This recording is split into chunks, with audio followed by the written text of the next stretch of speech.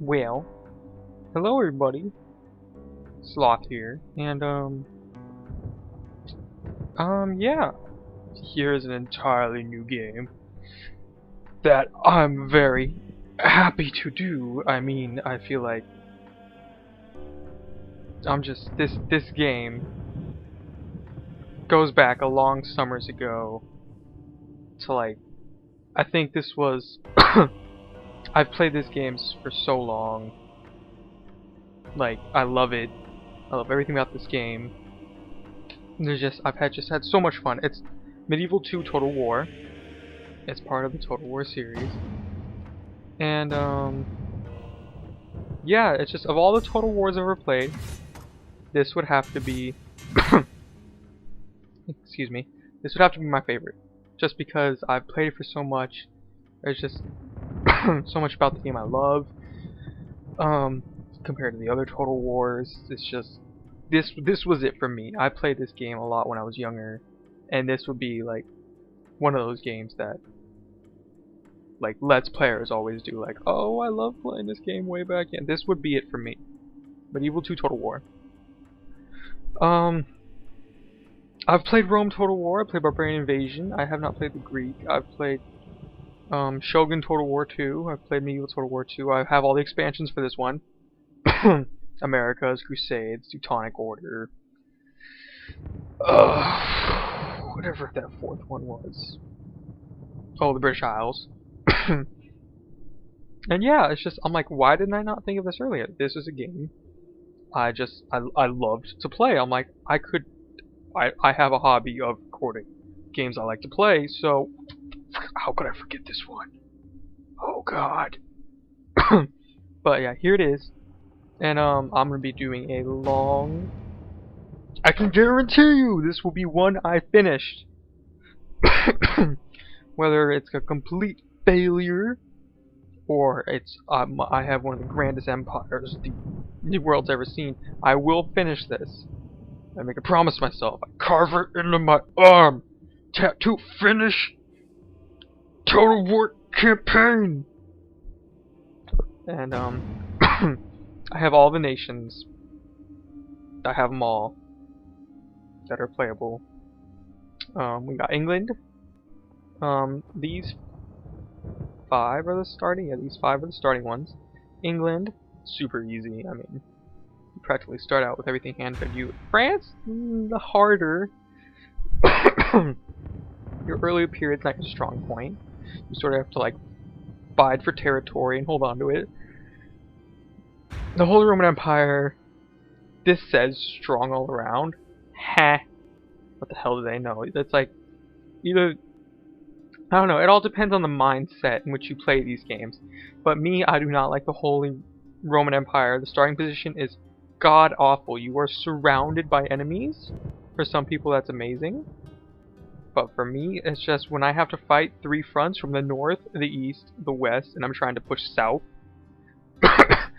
To the west, I have the superpower of France. To the east, I have Poland and Hungary on my ass. And to the north, I have Denmark. Usually north is like where you want to go. But then you're just like clearly split. I mean, my god, and Milan and Venice aren't gonna take your crap.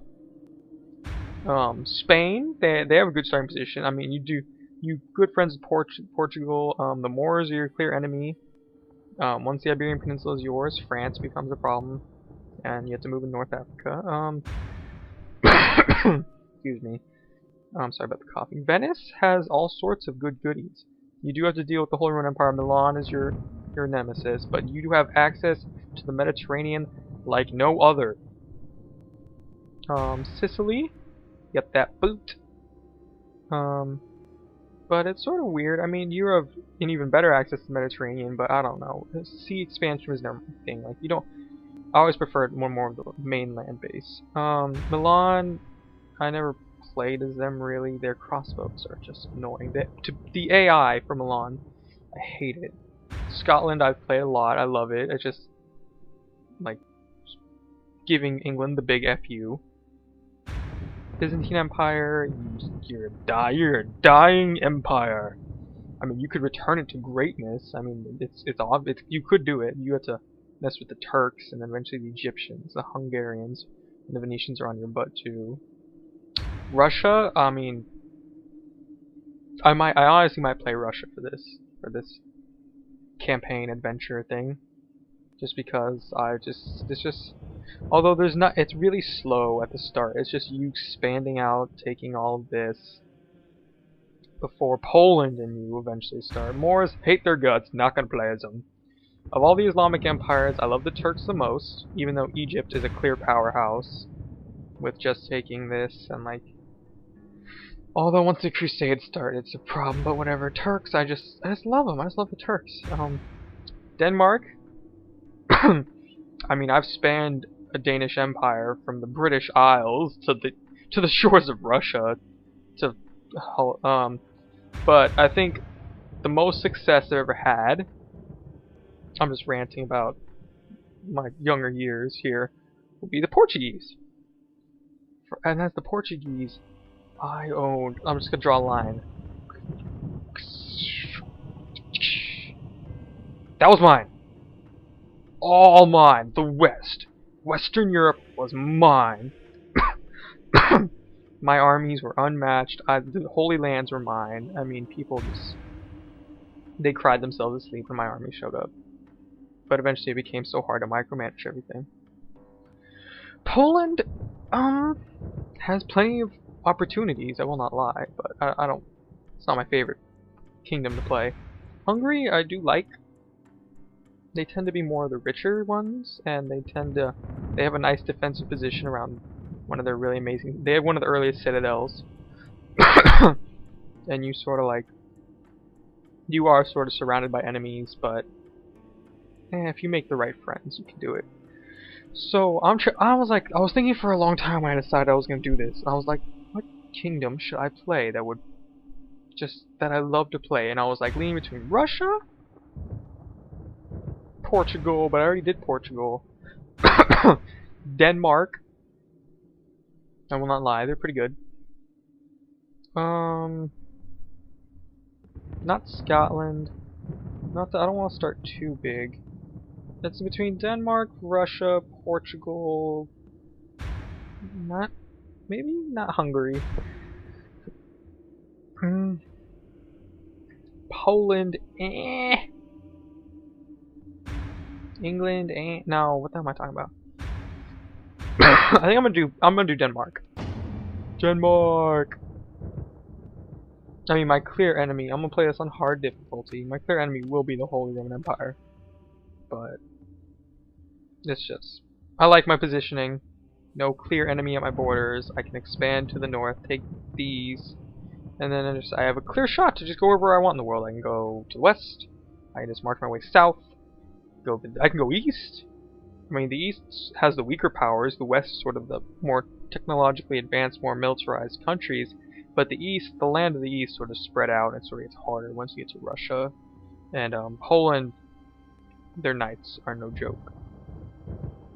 Holy Roman Empire is not that hard to take, but the Pope sort of gets upset. You can't piss off Mr. Pope, but you know what? The things are gonna happen the way they are. So yeah, this will be my conquest as Denmark. Even though when I previously recorded this on my other software, I was Russia, but it was really slow at the beginning, and it's just, I mean, I think Denmark will be slow as well, but I think I'll get into the action a little bit more instead of just spanning across this infinite amount of land. Also, I won't have to deal with the Mongols. Yes, there are Mongols. Yes, they show up, and yes, they are a pain in the ass like no one's business. So let's get on with the adventure! On with the adventure campaign! Yeah.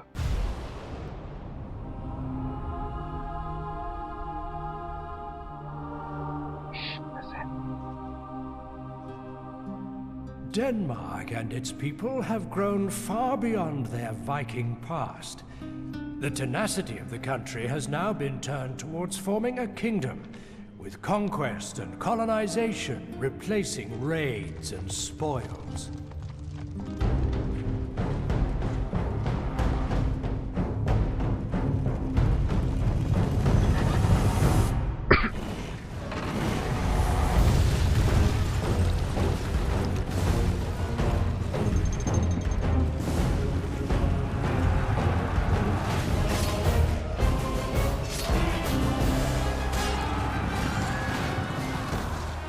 ferocious in battle, the Danish people have lost none of their past expertise at war. However, a country requires not only a warrior, but a statesman to lead it to greater glory.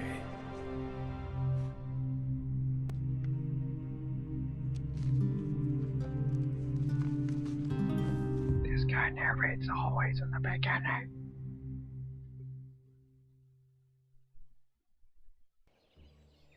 Well, welcome to Denmark in 1080 AD of the summer. Here we are. Here's the world. The world we're in. Yes. Here's my spy. My princess. Your Majesty. She's pretty good. My factionaire. Yes. My capital of Aarhus. I might change that later. Orders, my king. Of course. Yes, lord. Combine. Yes, my king. There are a lot of king? things I like about this game, such as it's visually pleasing. Ready They to did, trade. I mean, I don't know, it's nice to look at. This is, I like this. It My is king? turn-based until the combat gets in, but even then you could pause the It's like, if you know the Total War series, you know what I'm talking about. Yes, my lord. God save Got a main Catholic. An honor, My lord. princess. Can she marry? Do I seek a suitor or just a signature? Oh, she can't. As I'm sort of weird. I like to keep, like, I don't like to bring newcomers into my families. I like to keep it as Danish as Yes. possible. But you know, that's my thing. Well, yeah. We're gonna stay in good with the Pope, so I'm gonna start building churches now. How me? What do you require of me? She's my Yes. diplomat, my spy. Sire. In case you didn't notice, there's an obviously rebel castle right here. There are castles in cities, military uses, money problems. You get the gist. But let's make some goals. Don't need you. C is not my thing. My goal will be to conquer this. Luckily, I know where the cities are beforehand, so it shouldn't take too long. Main goal, Stockholm. It's right there. You'll see. It'll become a very important city My king. My king. but for now, the Hamburg must be taken. That is my first defense for my capital. Oh. Hey, over here. Come over here.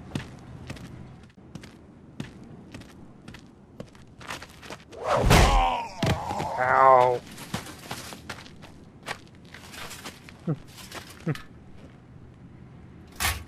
Doi.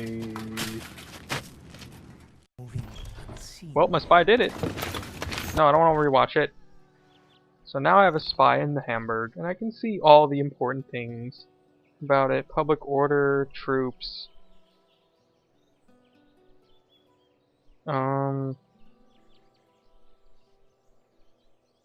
Just, you know, I don't care about the other stuff, like religion. Income's not important, just I need to see what troops they have. Don't need diplomat. So yeah. Turn over. What the? No!